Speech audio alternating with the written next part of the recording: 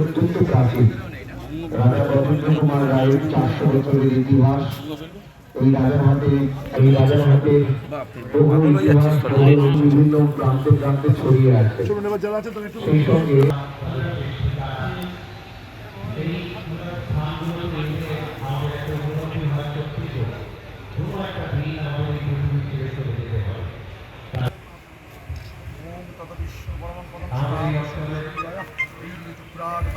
ओम गंगे जमुने चैव गोदावरी नमोस्तुते कावेरी जलस्मिन् सन्निधिं ओम विष्णु विष्णु महापुष्टि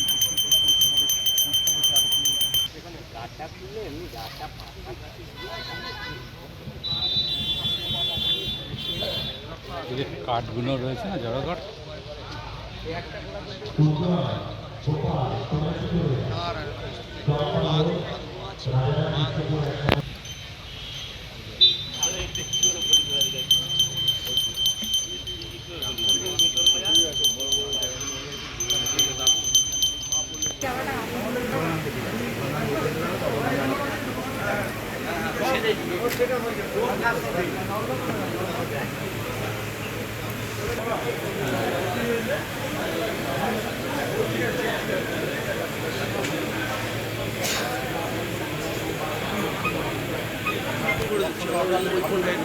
ঠিক আছে তাহলে সাইকেলে 10:30টার মধ্যে আমার বাড়িতে আসবে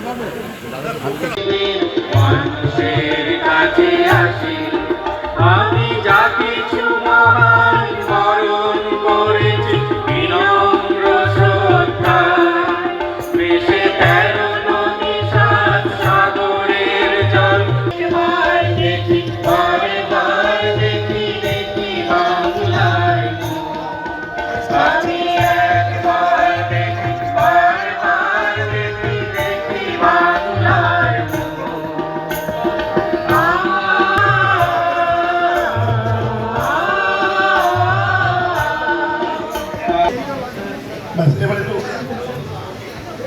এবার আমরা শুরু করছি। আমাদের যে লোকজন আছে তারা এখানে বসে যাবেন।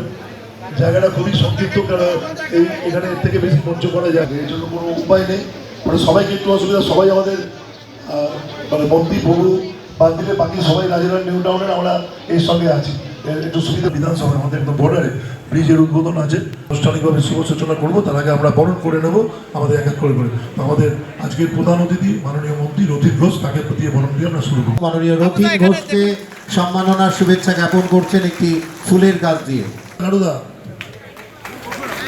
ভালো করে বললাম, লাড়ুদা একটু দেখলে মঞ্চে লাগবে তো। আমাদের বিধানসভার পক্ষ থেকে আমাদের বিধানসভার পক্ষ থেকে আমাদের সমস্ত যারা নেতৃত্ব দেয় তারা সকলে মিলে একসাথে।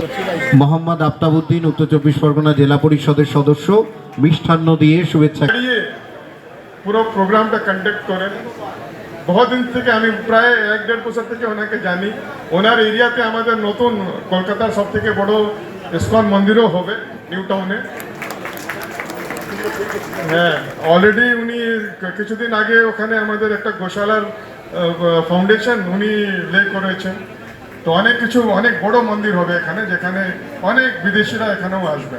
তো আপনাদেরকে অনেক অনেক ধন্যবাদ। এটার যে পরিকল্পনা এখানে শ্মশানের হচ্ছে, এটার সবার সুবিধার জন্য, এখানকার মানুষের জন্য এটা খুব ইম্পর্টেন্ট। অনেক অনেক ধন্যবাদ। হরে কৃষ্ণ। জিজ্ঞেস করছিলাম, বলে দীঘাতে 1 কোটি লোকের উপরে মানুষ নাকি গেছেন যারা দেখতে। এবং এই যে মানুষের যে একটা ধর্মীয় বিষয় থাকে, এবং বিশেষ করে এই মারা যাওয়ার পরে অন্তিমকালে এই যে আসবার একটা প্রবণতা, যে সেখানে এসে যাতে একটা সুন্দর পরিবেশে, কারণ এইখানে এটা করলে একটা ওয়েটিং রুম, একটা অন্যান্য কাজ, সেইগুলো সব মিলিয়ে এই শবদাহ আমাদের এখানে করবার জন্য হাজরাতলাতে এই বৈদ্যুতিক চুল্লি স্থাপনের জন্য যে প্রচেষ্টা, এটা সাধুবাদযোগ্য, আপনাদের কাজে লাগবে।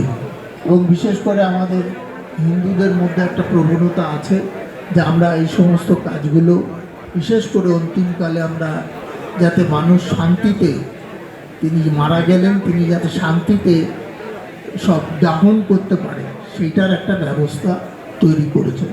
আমি আবারও তাপসবাবুকে ধন্যবাদ জানাচ্ছি যে এই ধরনের উদ্যোগ নেওয়ার জন্য। মাননীয় বিধায়কের হাতে প্রভুপাদ রাধারমন দাস আছেন, মাননীয়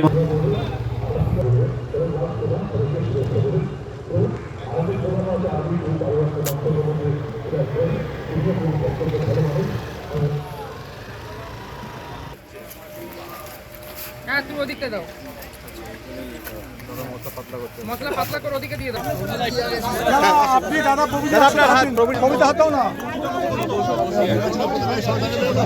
আছে আছে দাদা, ঠিক আছে দাদা। জয় বাবা ভোলেনাথ, জয় বাবা ভোলেনাথ। আচ্ছা ঢাকা হয় না, পড়ে যাবো ভিতরে। একটা দাও, একটা দাও, একটা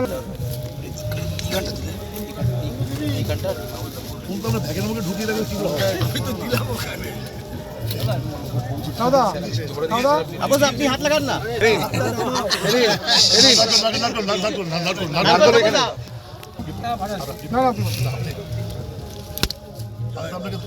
জয় ভোলেনাথ, জয় তারা, জয় তারা। হয়ে গেছে, হয়ে গেছে। এবার শুধু দেখেন দাঁড়িয়ে দিচ্ছ তো, চিন্তা দিয়েছে। এবার দাও, এটা দাও।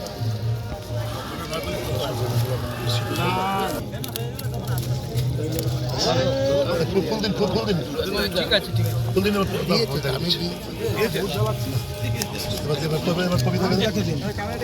আমরা তার থেকে অর্থ নিয়ে এটাকে করছি। এটা আমাদের অনেকদিনকার উদ্যোগ। কাস্টি বোর্ডটা আমরা রেগুলারাইজ করতে একটা শ্মশান চলতো এখানে, এমনি এতে কাঠে করা হয়। আজকে জানেন কাঠের সমস্যা হচ্ছে, কাঠের আমি আমার একটা কমিটমেন্ট দিয়েছিল, রাজারহাটের ছেলে হিসেবে ইচ্ছাও ছিল। আস্তে আস্তে করে তাকে ম্যাচিওর করে আমরা করেছি একটা 4 কোটি টাকার প্রজেক্ট, যেখান থেকে রাজারহাটের মানুষ ঠিক করেছি আমরা ভিক্ষা করে হলেও এটা করবো। আমরা নিজেরাই আমরা করবো, আমার নিজের টাকা থাকবে, যেখানে যা যা বিষয় থাকবে। যদি কোনো জায়গায় আটকায়, আমার যদি কোনো অতিরিক্ত প্রপার্টি থাকে সেটা বিক্রি করলে হলেও করবো। এটা আমার ছিল commitment towards the Rajarhat people, এবং এটা আমার কাছে বিশেষ শুধু কমিটমেন্ট না, আমি নিজে বলেছি উপরওয়ালা যদি সব সহায় দেয়, তো সহায় দেয় যদি এটা করে উঠতে পারে, আমি 1 বছরের মধ্যে এটা কমপ্লিট করবো।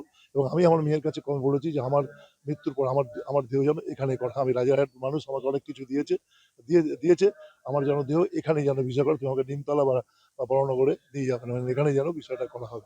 আমার সহকর্মী তাদেরকে আমি বলে রাখবো যে আমার মৃত্যুর পর যেন আমাকে এখানেই সাহিত্য থাকে বিষয়। আমার শুধু তাই না, আমি এখানে এরপর এই খাল নিয়েও এই দেখেছেন ভেতরে রাস্তাগুলো ভালো করেছে, এইগুলো আমরা করবো। এখানে একটা মানে বিসর্জন ঘাট আছে, সেটাকে আমি আধুনিকীকরণ করবো। আমার এমএলএর টাকা প্লাস এই প্রজেক্টের মধ্যে ধরুন আমি শুনলাম 4 কোটি টাকা, 4 কোটি টাকা ধরে নেবো আমি, 4.5 কোটি 5 কোটি টাকা তুলতে হবে। ধরে নিয়ে ওইটা বিসর্জন ঘাটটা এই অঞ্চলে নাকি রাজারহাটের সব মানুষ বিসর্জন দেয়, এবং আমাদেরও যে এখানে যে মানুষ সৎ কাজ করবে তারা গিয়ে ওখানে, এরও একটা ভালো পরিকল্পনা আমি ইঞ্জিনিয়ার নিয়ে নেব নির্বাচনের পর। আর এটা আমাদের কাজ শুরু হয়েছে শিলান্যাসের মধ্যে দিয়ে আমরা এখনো অবধি আমরা রাজারবাসীর চাহিদা ছিল, আমাদের নিজেদের ছিল। আমি মনে করি এরকমভাবে গর্ববোধ করে রাজারহাটে কি, রাজারহাটে কলেজ আছে, রাজারহাটে হাসপাতাল আছে, আরো আধুনিকীকরণ মানে করতে হবে। রাজারহাট থেকে ছেলেমেয়েরা ফার্স্ট হয়। রাজারহাটে কি নেই, রাজারহাটকে এই জায়গাতে এই জায়গাটা নিয়ে যেতে হবে। রাজারহাটে ভালো কবরস্থান আছে, রাজারহাটে ভালো কবরস্থান আছে। এবং শুধু তাই না, আরেকটা আমার ইচ্ছে আছে, নারায়ণপুরে আমাদের একটা বড় কবরস্থান আছে, আর একটা কবরস্থান আমরা কিনছি, মানে ওখানে কবর দিতে গিয়ে প্রবলেম হয়ে যাচ্ছে। আমরা চেষ্টা করব একই সঙ্গে কমপ্লিট করে সকালে কবরস্থান, রাত্রিরে শ্মশান উদ্বোধন। এবিপি আনন্দ, এগিয়ে থাকে, এগিয়ে রাখে।